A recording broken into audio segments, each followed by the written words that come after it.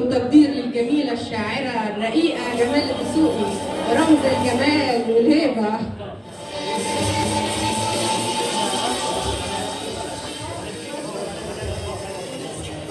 القصيدة بعنوان يوم وفاتي. يوم وفاتي طلع شهادة بيوم ميلادي للحياة.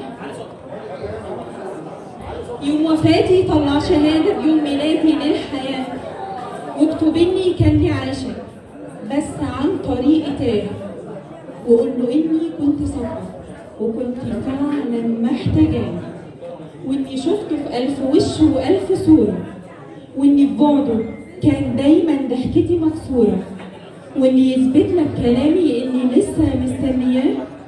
وصل رسالتي دي أمانة، قول له وجوده مش سد خانة، وإني ضيعت عمري بدور على سجين في زنزانة.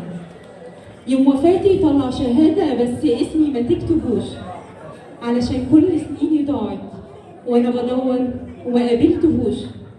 كانت صورته محفورة في عقلي، كنت بشوفه في كل الوشوش، كنت بحس بقربه لدرجة قلت إن أنا قلبي ده مغشوش. يوم وفاتي طلع شهادة وزين اسمي بالورود، واكتب إن اللي غايب نسيره في يوم هيعود. تعرف إني كنت بسمع عن حبايب ما كملوش، كنت بضحك وأقول لنفسي لسه الحب ما يعرفهوش. ما تقولش إنه كان قاصد، هو من جواه حزين، وكان ليه كام حلم فاسد أثر على قلبه المتين. ما تقولش إن قلبه قاسي، هو أرق من النسيم.